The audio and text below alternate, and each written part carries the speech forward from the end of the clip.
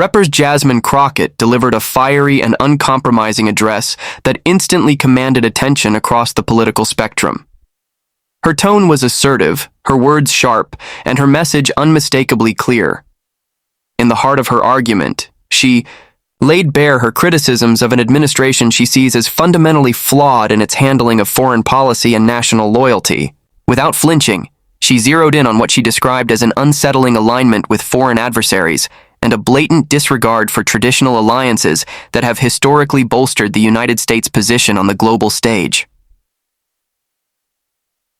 Xi Chao began by dissecting the posture taken toward adversarial powers, particularly Russia. With controlled fury, she pointed out how troubling it was to witness a consistent pattern of appeasement and deference to global strongmen, which, in her view, dangerously undercuts the credibility and security of the nation.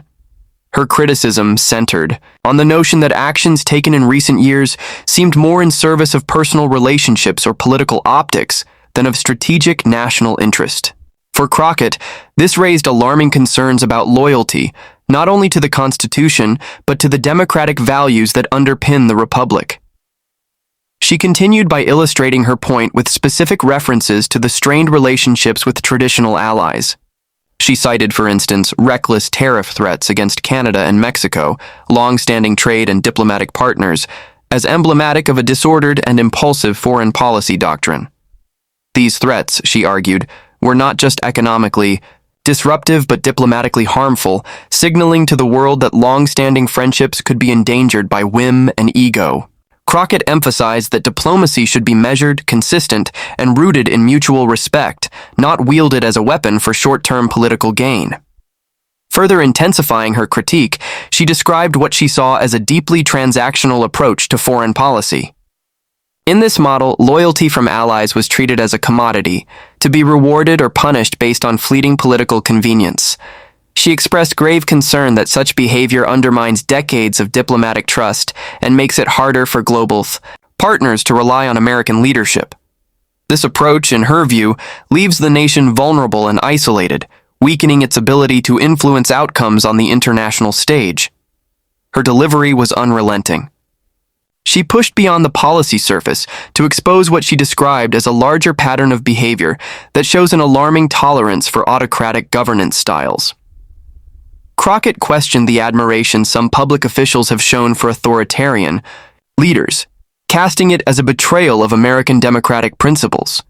She contended that such admiration wasn't just rhetorical, it translated into policy decisions that mirrored the tactics of those regimes, such as attacks on the press, attempts to manipulate the judiciary, and disregard for institutional checks and balances. In her remarks, Crockett called for a renewed commitment to the values of transparency, truth, and integrity in public service. She warned against the normalization of behavior that erodes the moral and constitutional foundations of the country. Her words served as both a condemnation of current conduct and a rallying cry for those who still believe in accountability and justice. Her passion made it clear that this was not just political theater, it was a defense of democratic institutions and the rule of law. She made it personal, too.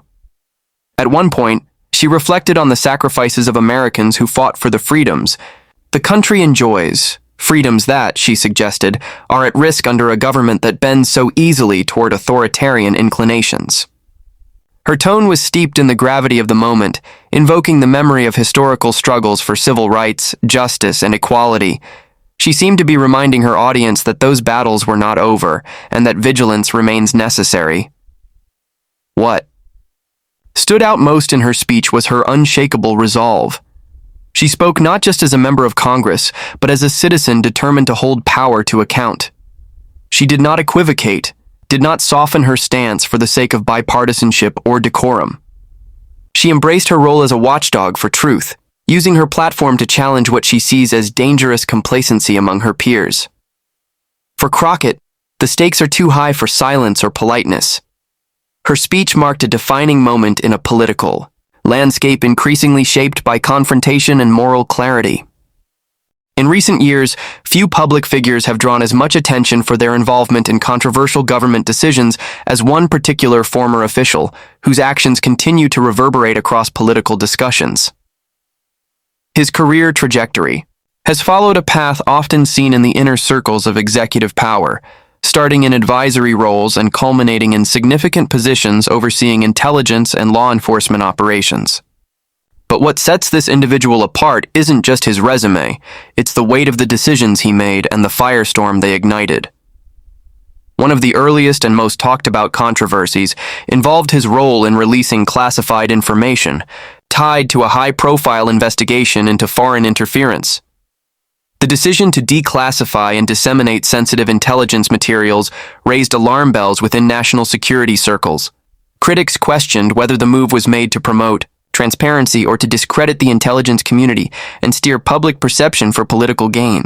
The choice to selectively release documents, rather than allowing independent institutions to review and contextualize the information, led to accusations of undermining institutional integrity.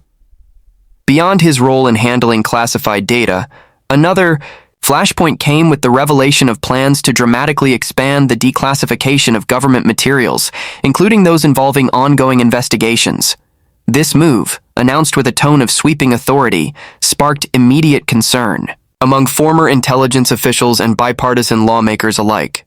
The worry wasn't simply about transparency, it was about the potential to expose sources and methods, compromise national security, and politicize intelligence for partisan objectives.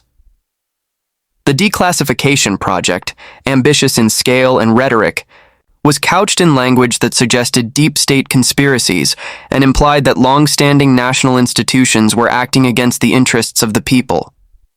This framing added fuel to an already polarized political environment, casting suspicion on career officials who had served through multiple administrations. The narrative suggested that loyalty to the political head of state should supersede nonpartisan duty, a notion deeply at odds with the constitutional structure of American governance. His public appearances and media statements further compounded the controversy. Rather than maintaining the traditional discretion expected of individuals in sensitive national security roles, he took a markedly combative approach. In interviews and public forums, he routinely attacked critics, dismissed internal dissenters, and framed any investigation or oversight effort as a form of sabotage. This adversarial posture positioned him less as a neutral steward of justice and more as a partisan enforcer, a perception that troubled observers who value the apolitical nature of federal law enforcement. Among the most concerning developments was the indication that this individual might be involved in plans to use government powers to target perceived political enemies. These allegations were not substantiated through direct evidence in all cases, but the rhetoric surrounding them, paired with past decisions, created a chilling narrative.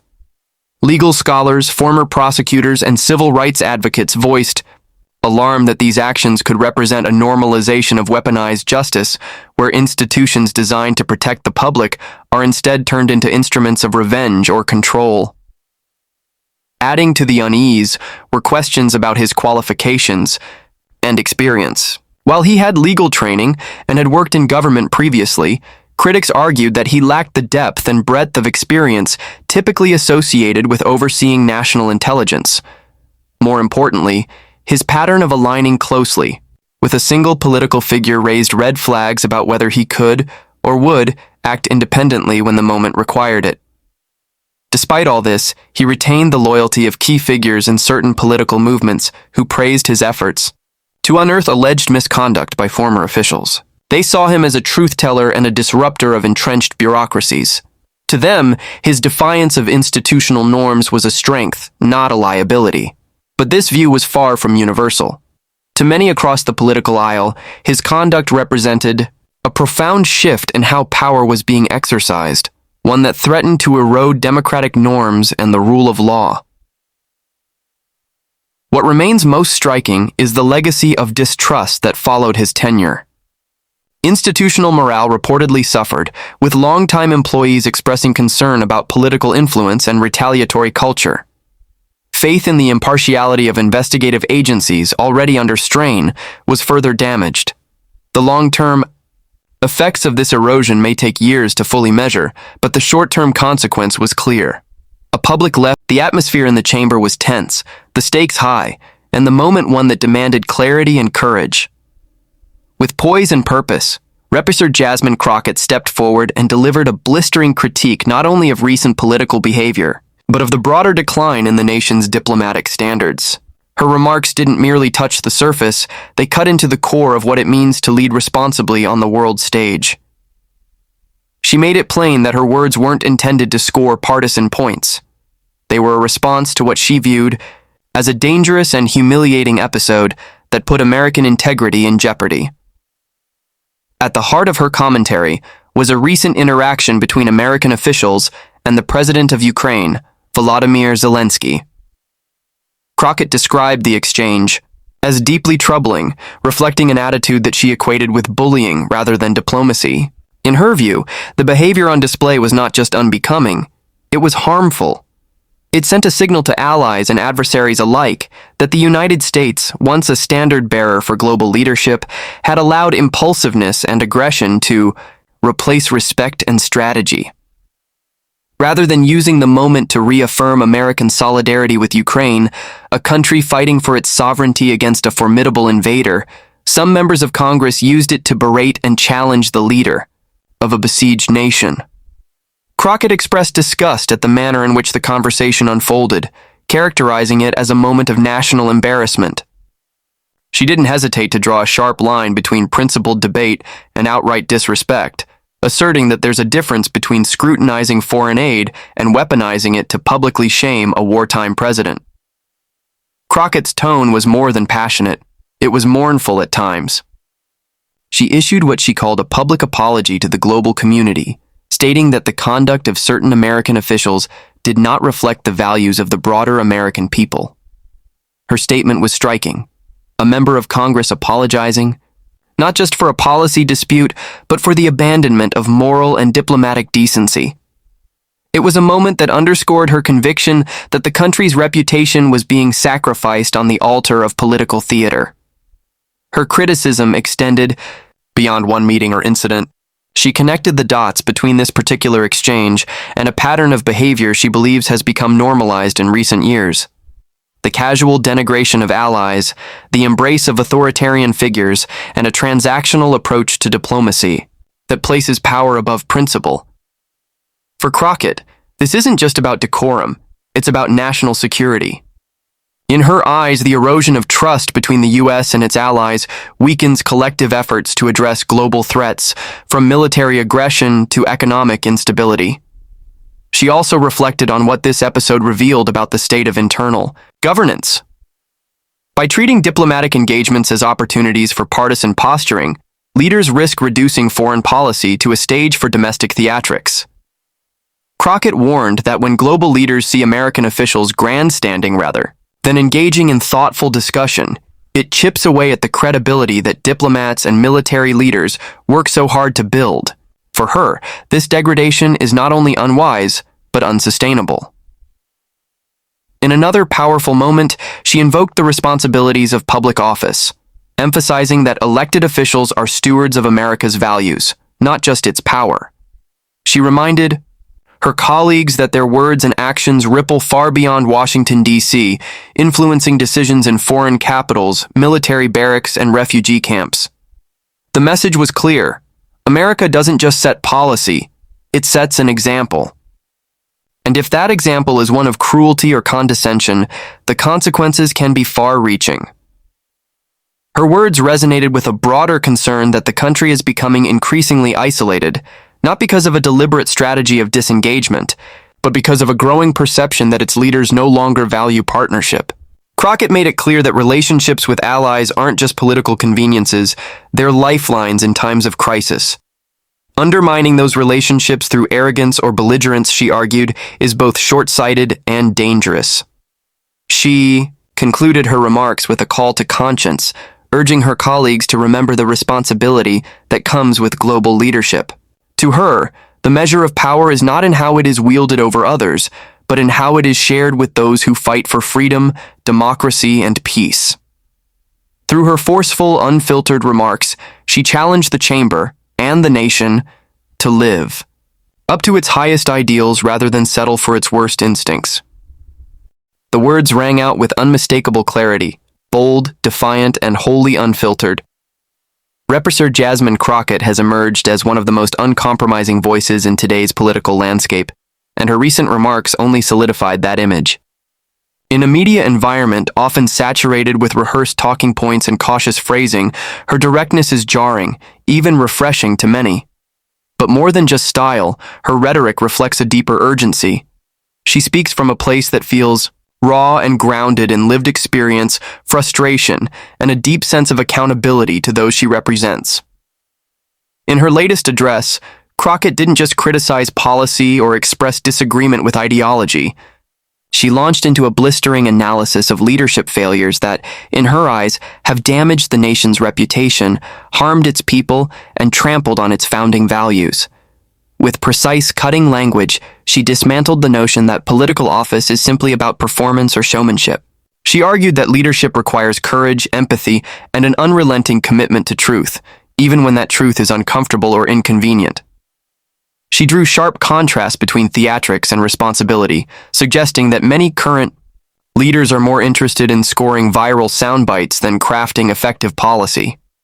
Her voice rose with passion as she described what she viewed as a growing culture of spectacle, where insults, misinformation, and social media spats take precedence over meaningful debate or collaborative governance. She spoke of how damaging this trend is to both civic trust and the integrity of democratic institutions. One of the most electrifying moments came when she referenced recent statements and actions made by high-profile individuals in government and business. Her language was unapologetic, fierce, and deeply personal. At one point, she bluntly told a billionaire tech mogul to back off after what she perceived as inappropriate interference in political discourse. It was a moment that quickly went viral, but it wasn't just about the flash of the moment. It was a demonstration of how willing she is to speak truth to power, regardless of who holds that power. Crockett's rise as a political force is not simply due to her ability to grab headlines. It's rooted in her unwavering stance on justice, her legal background, and her commitment to marginalized communities who often feel silenced or excluded from the halls of power. She speaks with the conviction of someone who knows what's at stake, who understands that policy isn't abstract. It shapes real lives in real time. Her rhetorical fire isn't about anger for anger's sake. It's about refusing to normalize harm under the guise of leadership. She also used her platform to underscore how dangerous it can be when public servants treat their roles like reality television characters. The comparison wasn't made lightly. She elaborated on how the blending of celebrity culture with governance has created a toxic feedback loop, where notoriety becomes more valuable than knowledge, and conflict is favored over compromise. In her view, this not only undermines the seriousness of public service, but creates a dangerous precedent where outrage is rewarded more than results. Another point she hammered home was the importance of authenticity in leadership. Crockett has long rejected the notion that women, especially women of color, need to soften their tone or temper their language to be heard. She embraces her voice and encourages others to do the same, challenging institutional norms that have long punished those who speak too loudly or too boldly. She acknowledged that her approach may not appeal to everyone, but insisted that silencing oneself in order to be palatable is not leadership, it's submission. Her critiques also extended to what she sees as a growing tolerance for cruelty in political rhetoric. She described how language used by certain figures emboldens hate, fear, and division, and she challenged her colleagues to be mindful of the ripple effects of their words. Language, she said, doesn't exist in a vacuum. It reflects values and shapes realities. When leaders casually insult or demean, they set a tone that can filter down into everyday life, affecting how people treat one another across the country. Throughout her speech, Crockett's message remained clear. Politics should not be a playground for the privileged or a platform for bullies. It should be a space for accountability, compassion, and real leadership. Her bluntness may ruffle feathers, but it serves a purpose, forcing uncomfortable conversations, exposing contradictions, and making it impossible to look away from the truth she's presenting. Her words are a mirror, reflecting not only the failures of others, but the values she believes the country must fight to reclaim. Representative Jasmine Crockett's fiery speech wasn't just a political moment, it was a moral stand. She spoke with a clarity and urgency that is often absent from modern discourse, calling out not only specific behaviors, but the larger systems that enable them. Her words were not measured for political convenience, but crafted to deliver accountability, to shake the complacency that too often defines the halls of power. She challenged her colleagues to remember why they were elected, who they serve, and what happens when public servants abandon the people for partisan games. Her message pierced through the noise, not because it was loud, but because it was real. It was unfiltered, rooted in lived experience, and deeply grounded in a sense of responsibility that transcends partisanship. She stood not as a performer, but as a protector of truth, of justice, and of the democratic ideals so many claim to hold. Her speech was a reminder that leadership is not about echoing popular opinion or maintaining power. It is about facing hard truths, even when those truths make the powerful uncomfortable. Crockett's unrelenting tone served a greater purpose: to expose the dangerous normalization of cruelty, dishonesty, and divisiveness in politics. She called out performative outrage and reminded the nation that real people suffer the consequences of these games. Her voice carried the weight of generations who fought for a better, fairer future, and she made clear that their fight is far from over. In standing firm, she modeled what principled leadership looks like in a time of political theater and institutional erosion. She didn't ask for civility without accountability or unity without justice. Instead, she demanded a return to values, truth, integrity, and a politics that prioritizes the public good over personal ambition. It was not just a speech, it was a line in the sand. In a world where disinformation is currency and outrage is strategy, voices like hers are essential. She didn't just challenge her opponents, she challenged the institution itself to rise to the occasion. Her message wasn't only for those across the aisle, it was for anyone who has grown tired of cowardice disguised as diplomacy, of silence disguised as professionalism. This speech will not be forgotten because it captured a rare thing in American politics: moral clarity. Crockett didn't speak to be liked. She spoke to be heard, and, more importantly, to be felt. Her words held a mirror to the nation's face and asked, "Is this who we want to be?" In that moment, with the world watching, she reminded everyone that power should never be used to oppress, belittle, or deceive, but to uplift, protect, and heal. And if this nation is to move forward, it will need more voices willing to disrupt comfort in the name of truth. Jasmine Crockett has shown she's